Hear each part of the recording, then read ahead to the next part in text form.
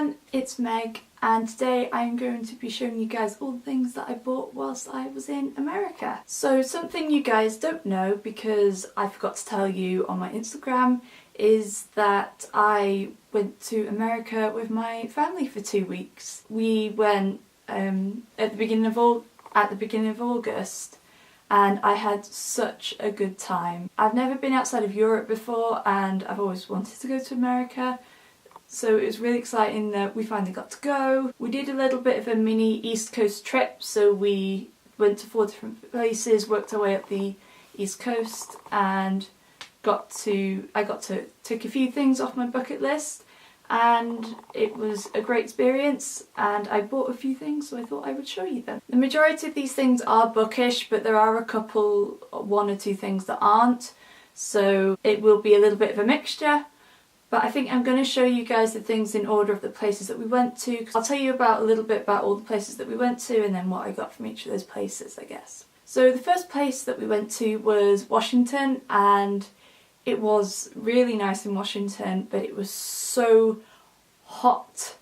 I'm not used to that humidity and that temperature. It's about 35, 36 degree heat and high humidity, and coming from the UK, we are not used to that. So I was dying, I was melting quite literally, but it was really lovely. We were only there a day, we did 2 nights in Washington, so I didn't actually get anything from Washington apart from a postcard. So I decided that I want to collect postcards when I go on holiday. If I've been to a place, and then I've got some world maps up on my walls, so I'll put them around there so I can show that just to kind of say that I've been there. So this is the one I got from Washington. It's just got the monument and the Lincoln Memorial, and it says Washington DC in the bottom, and they're all lit up because it's at night. So that's all I got from Washington. And then the next stop that we went to was New York, and I have been wanting to go to New York forever. It has been on my bucket list for as long as I can remember to go to New York, and I must admit it wasn't quite, I don't know, not necessarily quite what I was expecting, but it was still absolutely amazing, but I didn't like it as much as I thought I would, which was a bit of a shame, but I still really enjoyed myself, and there were lots and lots of lovely bookstores that I went to. So, you know, I got to get a couple of things. So I went in 2 bookstores when we were in New York. The first one was the Classics, that was Barnes and Noble. I feel like this is a shop that I had to go in whilst we were over there, because it's kind of like the American version of, like, America has Barnes and Noble and then the UK has Waterstones. It's like that sort of thing. So I thought I had to go, and Barnes and Noble are known for having beautiful classics collections. So I thought, oh, maybe I could try and pick one up whilst I was there. I didn't get any of the fiction classics because they were quite big and expensive, and I probably wouldn't have had room in my suitcase to bring one back. But they did have some poetry collections in their beautiful special editions. So I decided to get selected poems of Emily Dickinson in this beautiful cover with soft leather bound cover, I think that's what they're called, with gold edging, and it's got flowers and roses. I'll give you a close up so how we can see that. So look how beautiful that is with all the vines and the flowers. It's just beautiful, and then obviously it's got the gold pages as well. I do have another collection by Emily Dickinson which I am making my way through, and I have been quite enjoying her work, so I thought I would pick this one up, and it was relatively cheap as well, so I am really excited to read this and to finally have a Barnes & Noble Classics edition, because these covers are just beautiful. And second bookshop I went to was the one that I was most excited about, which was the Strand bookstore. And I've heard amazing things about this place, and about how many books there are, and how, like, just everything that is in it. I've just been so excited. I've seen other booktubers go into it, especially Emma from Emma Books. I know she goes there quite often because she lives in New York. So it was really exciting to finally go there, and oh my god, I could have spent quite literally all day there. There were so many books, and I saw the poetry collection and it was absolutely overwhelming. I've never seen a poetry section so big in a bookstore in like my entire life, and all the bookstores I've been to. It was insane. Unfortunately, I didn't get any poetry books. I only had a certain amount of money, so I had to kind of constrict myself to what I got. But I had a look at like upstairs in the entrance and downstairs, and I loved that they had lots of other bits and bookish bits as well apart from books.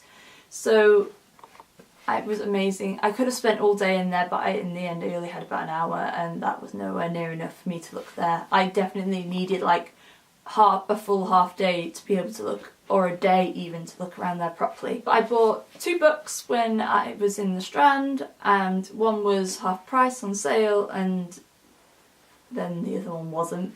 So the first book that I got is Lunar by Julie Ann Peters. Now, I've never heard of this book. I've never heard of any of these books that I bought because I wanted to try and get ones. I didn't know whether I could get them in the UK or not. I probably can get these in the UK, but I thought I might as well. This one was on sale, so I thought I might as well get it. And I thought that it would be a really good book because it's been nominated for a National Book Award, and the description on the back really tied me in. So I thought, okay, I'll get it. I'll read the description back to you. It says, "Lunar," she repeated softly, more to herself than me. "Appropriate, wouldn't you say? A girl who can only be seen by moonlight." Rolling over, I muttered, "You're such a freak show." She splayed her hair across my pillow, tickling my face. "I know," she murmured into my ear, "but you love me, don't you?" Yeah, I loved her. I couldn't help it. She was my brother. Does that not tie you into this book? Like, that tied me in, so I had to get it. Basically, this book is about a girl called Regan and her brother who is transgender, and I actually read this when we were on holiday, when we were away. It's like just over 200 pages, so it was a quick read. I read it in about a couple of days, a week, something like that. And I thought I was going to really enjoy it because of the synopsis and because of the subject matter, but I do have mixed feelings on it. I wasn't quite sure what to make of it. I felt like I wasn't too keen on quite a lot of the characters, and I thought like Regan was a bit of a brat. She was a bit selfish, and I didn't love it like I thought I was going to. I was kind of annoyed with some bits, and it was just, I have mixed feelings on it. And I had a look on Goodreads about people's reviews on it, and there were some mixed reviews on it as well. But nonetheless, I did enjoy it, and it's one of those books that's really satisfying to hold. You know, it's a really floppy book, and it has a beautiful cover. I absolutely love this cover, so I am really glad I bought it, even though I didn't enjoy it quite as much as I thought I was going to. And the second book that I got from Strand was Counting by Sevens by Holly Goldberg Sloan. Again, I had no idea what this book is about.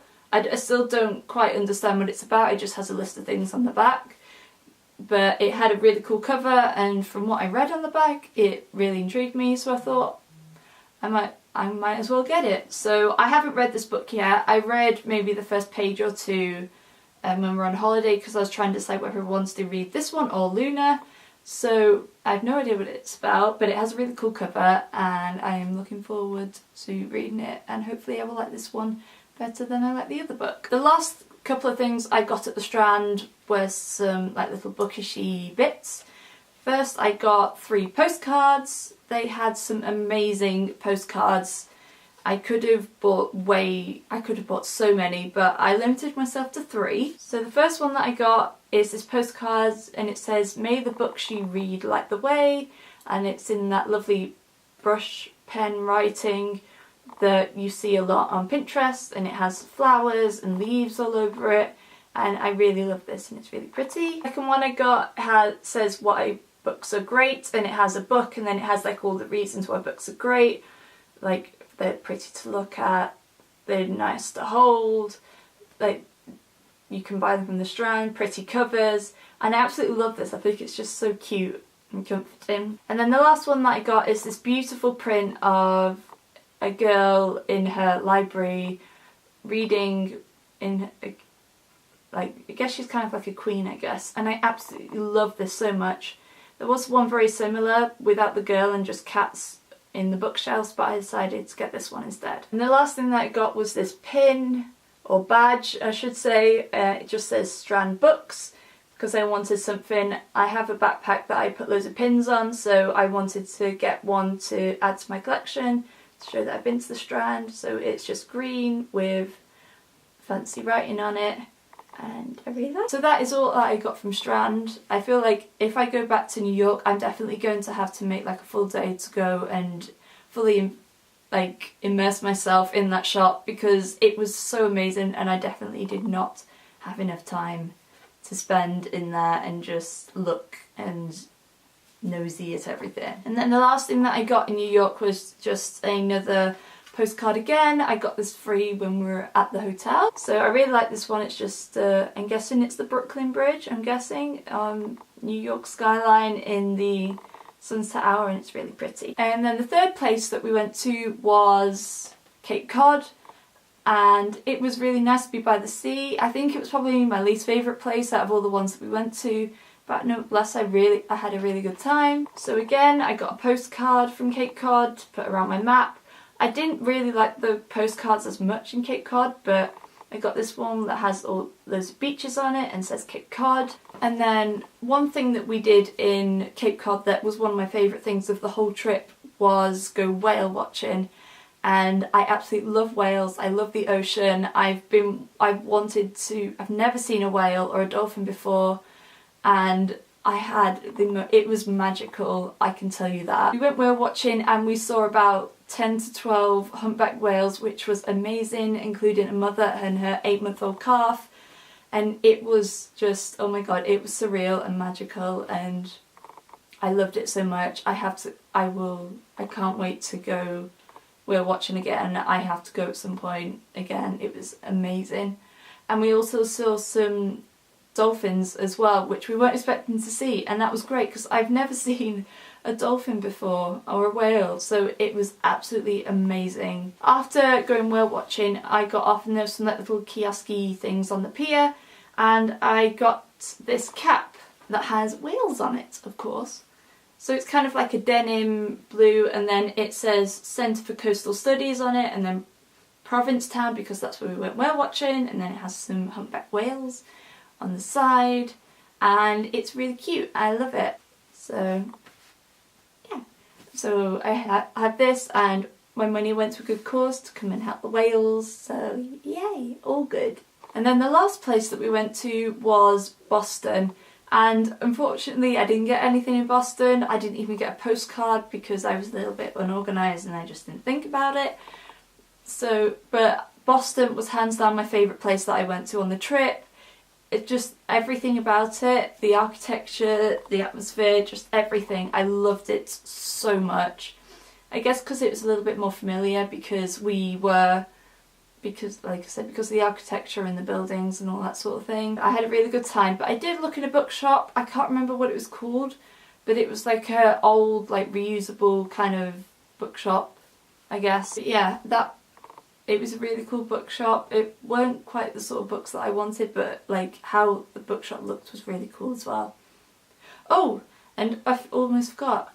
On our way between Cape Cod and Boston, we went to Harvard University. I absolutely love Harvard.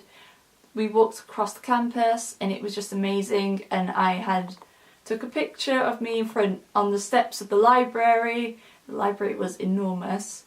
And then we went into the Harvard bookstore afterwards, which was amazing, and it had a downstairs bit with reused books, second-hand books even. And I found some books that looked really interesting. I didn't buy them, unfortunately, because I had run out of money by that point. But I had noted down the titles, so I will definitely have to look them up and see if I can get hold of them here in the UK. But yes, that is everything I got from my little trip. Well, not little. From my trip to America. I had such a good time, and I have collected some amazing things, so I'm really excited to have finally been to America and have discovered some great bookstores, and I will definitely be in search of more. I am excited to definitely go back to some of these bookstores, especially Strand. I need to, like I said before, definitely have a full day there and just chill and look at all the books, because that place is amazing. So thank you so much for watching. I hope you guys enjoyed seeing what I got when I was in America. If you did, please just give this video a thumbs up and make sure you subscribe to my channel if you haven't already for lots of bookish videos, and I will see you guys very soon. Bye!